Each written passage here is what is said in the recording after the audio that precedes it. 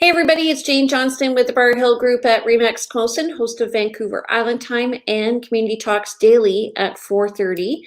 Today we're here with Ann Squires Ferguson of, what's your company name? Western Interior Design Group. Awesome. So Ann was actually on my Vancouver Island Time talk. She's an amazing person. You're an avid runner. Are you still running right now? Indeed. Yes, every morning, 5 a.m., Cedar Hill Golf Course. Awesome. So is there a way to go where it's easier? Clockwise or counterclockwise? There are a lot of hills, regardless of which way you go, but we tend to run clockwise. I used to run the run walk clinic out of there for the Times Colonists on Sundays for a few years, and I like those trails. So I'm guessing there's no golf going on right now, correct? Apparently they reopened a couple of weeks ago, although when I'm there, no one else is there. Some birds, a lot of deer, and some very, very conversational ducks. Okay, so tell us what Western Interior Design does. We are a commercial design build company. So we're interior designers and general contractors.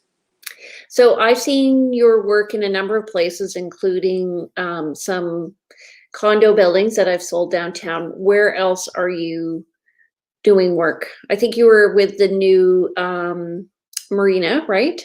Right, we did Victoria International Marina, and that was a really lovely project. The site meetings were the best. We just got to hang out at the beach. And we do a lot of hospitality work. So we work on Hotel Grand Pacific, Pendray Inn. We did the most recent renovation at Vista 18 for Chateau Victoria. So once we're all allowed to go to restaurants again, people will be very excited to see that.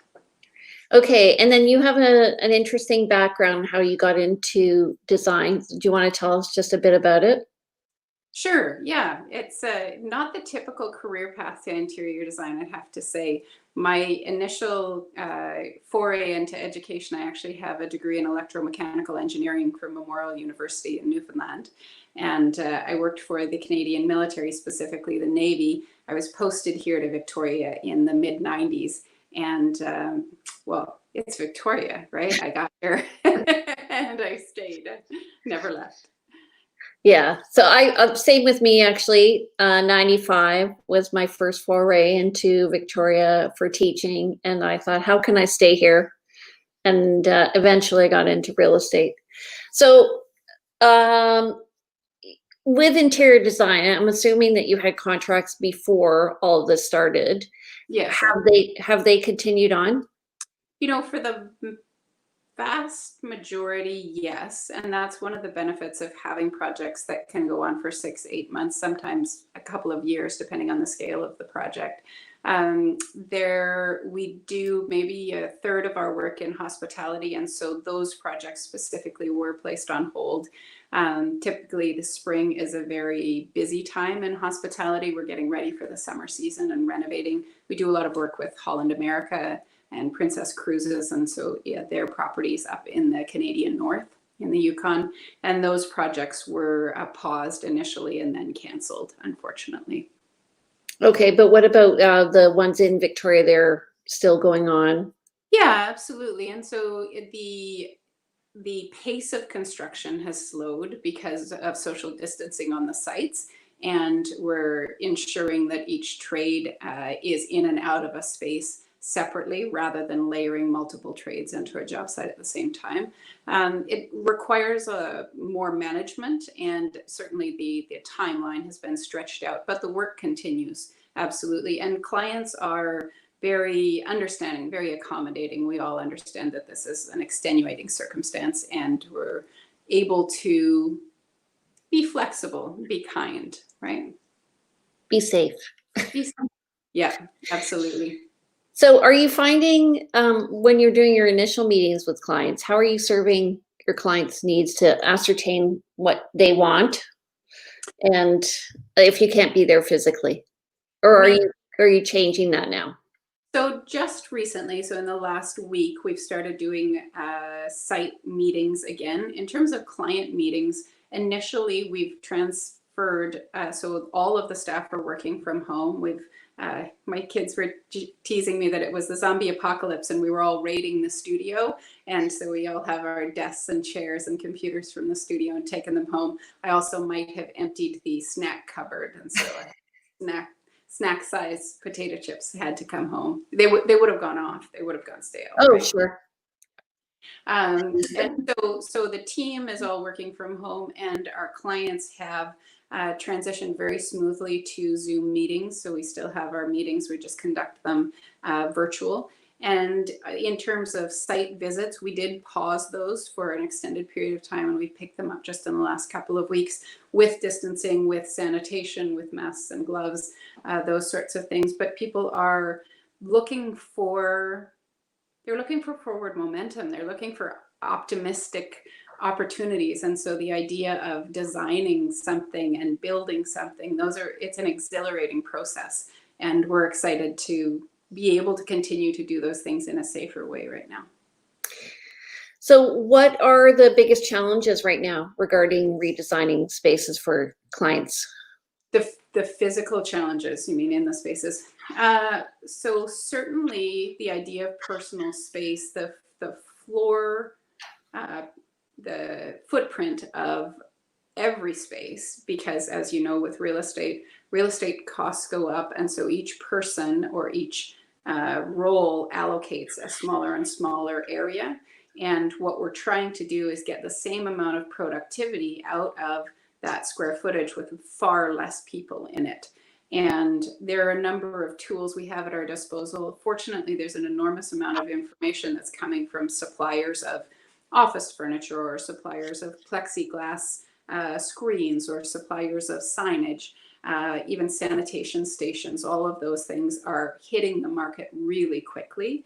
So we have a lot of tools at our disposal. One of the things that's particularly fascinating to me, and perhaps this is my background with engineering, is managing the flow of traffic. So we're working with Mayfair Optometric right now and helping them replan the flow of their clients through the space so that there's not that intersection, so that it's a one-way street. Right. That's cool. Yeah, Keep going. I'm fascinated. Yeah, me too. It's kind of like oceanographic currents. Like you come in, you get picked up, and then you follow that through, right? Yeah. So I'm just thinking philosophically, everything has really changed for you then. Yeah, it absolutely has. It's requiring, I find it exhilarating. It's requiring us to be evolving very quickly and putting ourselves in positions. I mean, we're usually the experts and we like to be the experts, and we're all in a place of not knowing right now. And that's when curiosity and creativity really blossom. So this isn't related to COVID-19, but what's inspiring you right now? You know, I've always had a love affair with textiles, and of course, you know, we look at things and appreciate them, but what we touch, you know, the clothes that we wear, the furniture that we sit on, these are the things that really trigger the deepest sensory experience. And textiles are, unfortunately, they can harbor a lot of germs. And so one of the things I'm fascinated right now is all of the opportunities for the textiles that are impermeable but still give you that feeling, that hand. Like stone or something, or I don't know. Yeah. Well, you know, what we're seeing is products like particularly textiles that were meant for healthcare, and so they were designed to be bleach cleanable, and now they're moving over into office design, and we're using those same textiles in very different applications, and that's, you know, allowing us to kind of stretch our minds. And how do we upholster a library tuckaway nook in a textile that was intended for an emergency room chair, right? Right. Yeah. So what's happening in the broader design industry, and how is that supporting the public now? I would say I have seen more free resources online from huge players in design and architecture and even a lot of the office furniture suppliers are making these incredible tools available to the general public. And so, Kazian out of Vancouver has an incredible like back to work guide that you just email their lead designer and she'll send it to you. And that is so heartening to me that they have the knowledge and they're just sharing it. And there's zero expectation of an exchange of value. People are putting their hearts out saying, what do I have? What can I share? It's goodwill, right? It really is. Yeah, it's absolutely inspiring. Gensler is another incredibly large, well-known office supply and office design company. And they have one of the best back to work schedules that they've just, again, published for free. So in terms of your business, how does that influence you? I love it. It means that our clients are a lot better informed, right? And so the resources are there, and it means that I'm not duplicating the production of those things. And so I'm delighted to be able to send them the link or send them the relevant pages that are specific to their area of practice or whatever their business might be. And I'm able to reduce the time that we spend on a project because these incredible tools are available. Okay, interesting. And do you find like what's happening in Victoria and how you're perceiving the changes, is that happening worldwide or is that happening across Canada? To some extent, to a smaller extent, I would say we're incredibly fortunate in Victoria and on the island. We have such a vibrant, supportive business community. And when I talk to my counterparts, even in Vancouver, the scale is different. And so here, I'm personal friends with the vast majority of designers here on the island.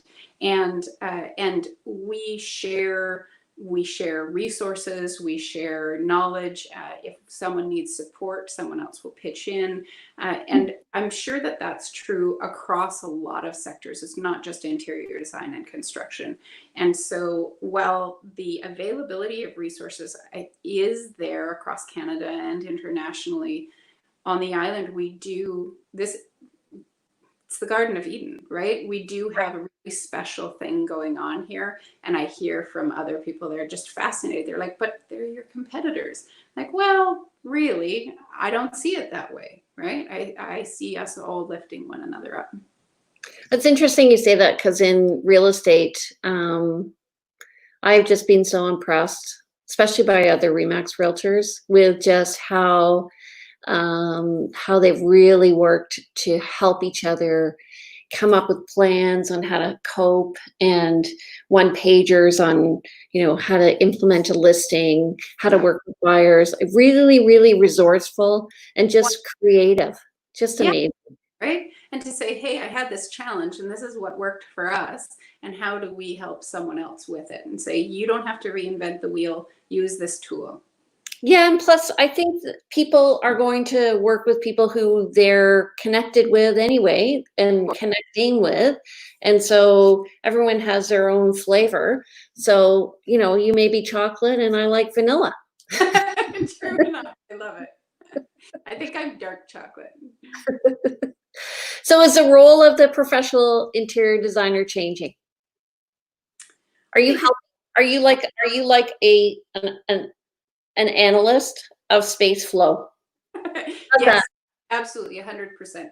And I think what you're seeing now is there's always been, whether or not the general public recognizes it, there are different areas of practice for interior designers. And well over my 20 years in the industry, I have done a lot of residential. The reality is that commercial, healthcare, office, hospitality, I live in that sector. I have worked on industrial manufacturing facilities. I mean, we're just more on that technical side, and then there's the residential side. And so what we're seeing right now is people are reaching out to the appropriate professional. And so you're reaching out to someone who specializes in that. And for us, because we work in functional planning and do government work and large public organizations, that happens to be where we're moving a lot more quickly because we're being asked to. That's where the change is happening. Homes aren't seeing, there's a lot of work in the residential sector, and it's for a family at a time. And so we're not seeing that speed of evolution on the residential side. Right. Okay. So I'm just looking here. There's a comment here. I just asked my assistant to add your interview for Vancouver Island Times so they can see how you work, because we had a fabulous interview before. So that's why I may have looked a little distracted. But Suzanne has worked with you. So what changes do you see in the hotel bedrooms now? So the other day she was talking about the fact there's going to be have to be less cleaning now. Absolutely. Between like night overnight, if you're staying for 7 days, there's probably not going to be somebody coming in every day, I'm thinking. No. So what we're looking for, and I love that question. For years, we worked with Suzanne at the Oswego, and then with another consulting business of hers as well. And that's a wonderful question, because we're figuring it out. And so a lot of the detailing where a premier suite would have, reveals. And so a reveal is where two materials meet and you put a gap in, and it looks beautiful. Designers love them. They're very sculptural. But we're moving away from reveals. We're moving to slab fronts. We're moving, because any groove like that can harbor those bacteria or viruses, right? We're moving to wipeable or bleach cleanable surfaces. And so the textile headboards that were very popular for a period of time, those are going to be a thing of the past, particularly with button tufting, where the button tufting pulls the textile in, and you can't necessarily get a full disinfectant on each one of those ridges. So we're seeing things like that. We're also seeing a perception of cleanliness change, which is associated with light levels. So typically we would go to what's called a 2700 Kelvin, which is a very warm light. It kind of bathes you in candlelight. We all look fabulous in 2700 light. And we're looking at taking that up to 3000 or 3500, because the light is bluer and there's a perception of a more hygienic environment. And so we're seeing a little bit of movement there. Those are the sorts of things. Also, furniture is built on a base so that the base can be cleaned. You're not going to be able to have things end up deep underneath a bed or a chair. You're not going to be seeing that, right? There'll be a solid. But I'm just thinking though, for beds and furniture, you need to have the airflow, because otherwise you're going to get mold issues. Yes, and so there'll still be airflow, and we do that in a number of different ways. We can do that with perforations. We can do that, right? And so, but what that has is that airflow without the possibility of a dirty mug rolling under, or right, and so we can block it up, right? The other option is to lift things dramatically higher and have a very thick, like a glass top desk with a metal leg, so that you can do a full steam clean underneath. That's one change that hasn't hit yet, but I do expect it to, we'll probably be moving away from some of the carpeted hotel rooms and into a hard surface, so that those can be steam cleaned in between clients. That's very interesting. What about the carpet tiles in the hallways and stuff, that trend? Carpet tile in hallway, I don't see that going away, particularly because they can be swapped out. Now, there are carpet tiles that are on the market. One of them that I presented at the trade show here earlier this year is impervious to moisture, and so you get the softness that's associated with carpet tile, but you can actually deluge clean it. So you could literally dump a bucket of water on it and vacuum it up, and you would pull all of the dirt out, and the carpet would be no worse for wear. So I am trialing that product. So I have ordered 12 of the tiles and turned them into a carpet in our rec room. And so if the 10-year-old twins can destroy it, then no project will get it. But so far, it has proved impervious to the children. So we'll see on a trial. It's like an IKEA test, right? The chair. How bad can it be, right? Pretty bad is the answer. Yeah. Do you see any other changes happening in how people live or work or play? I think we'll be more intentional in our connection. And so that's one of the things. We're in the midst of building a tech office right now over in Dockside Green. And it's for an international company. And what they said was they're discovering that they don't need to come to work. And so what are we going to do to make them want to come to work? And that the intentional connection, taking the time to stop and be face to face and interact with one another, because now we're seeing how much value it has, right? That emotional connection, that buy-in. So much of what we do is trying to create a microcosm of connection, and now it's visible in a way that perhaps it hasn't been previously.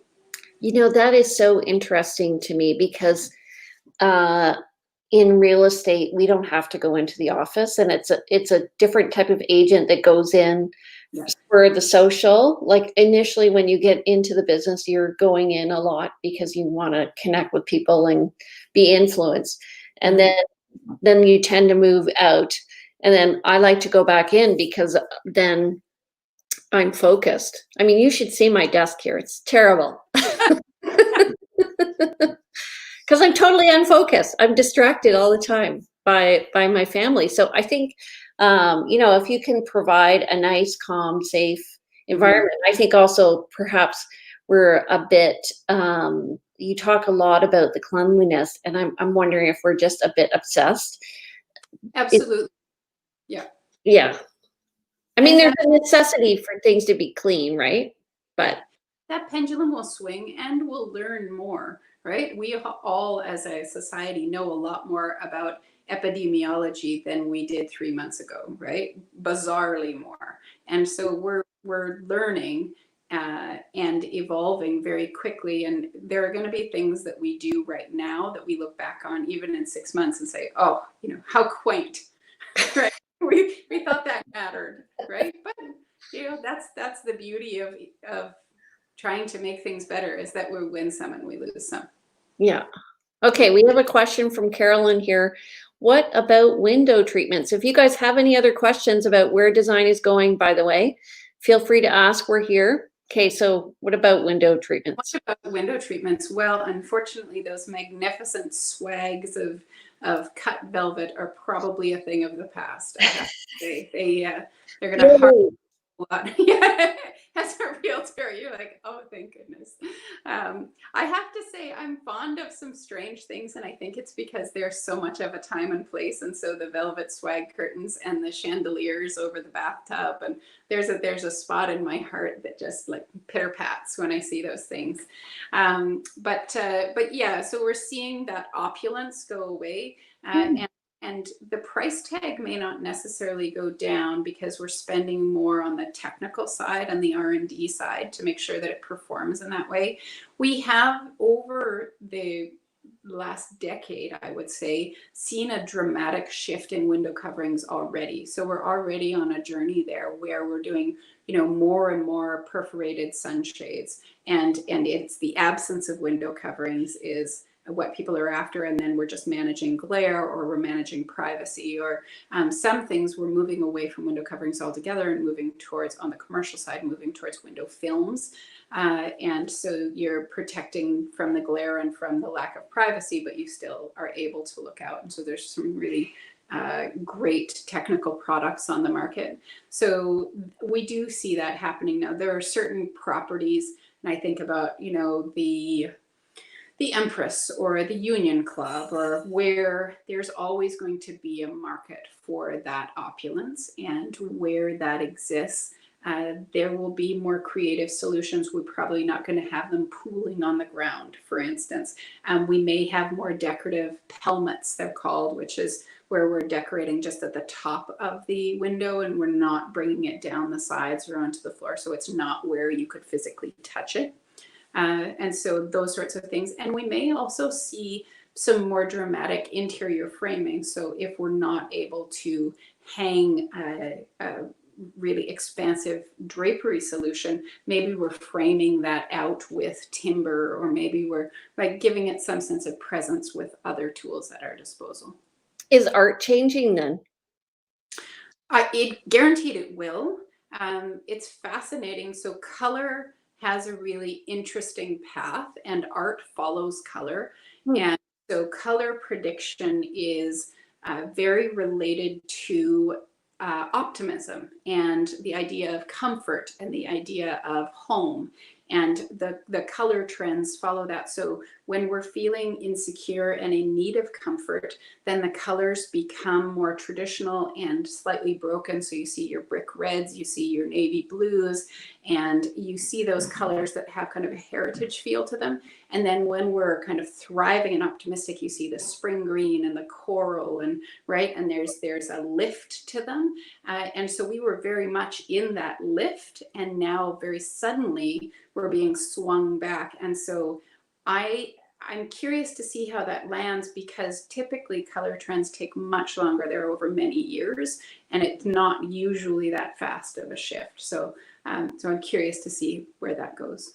And what about texture of art as well? I'm thinking it'll be more the clean lines, contemporary look. Yeah, it'll be interesting to see where it goes. If people, I'm a great believer in local art. The piece behind me is one of my favorites, of the local artist Sandra Frower. And so I'm a great believer in art that means something to you. I see you have some really distinctive pieces behind you as well. And we choose them because they resonate with us. And so that's always my first piece of advice, is find something that resonates with you, and then help it fit into the environment, rather than finding something that resonates with the environment but you have no personal connection to. Interestingly, this picture here behind me, and I have 4 behind me, but this one represents community. That's the title of it. So I just find it so ironic that I didn't even look at the title when I bought it. I just like the picture, but that's just who I am, right? Of it, right? And it made sense to you visually. You said, yes, that works for me. Yeah. Yeah. Actually, I'll show you my other pictures. See, I'm in an interesting room because I'm in a rectangular room with a square light. And I had no idea what I was going to put here. And then I have these round lights coming in, so I'm like, okay, this is the only thing. It just It's hilarious. My husband calls our house the living lab, where I am always trialing my new ideas, some of them more or less successful. Painting out the children's floor in matte black was one of my less successful ideas. Call that a learning experience.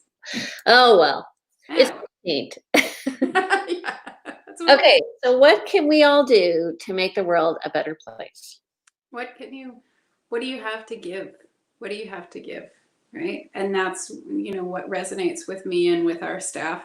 We're donating blocks of our time, subsidized design time, out to the community, helping people plan for when they reopen, or rework their floor plan, or set up better screening devices, whatever it is.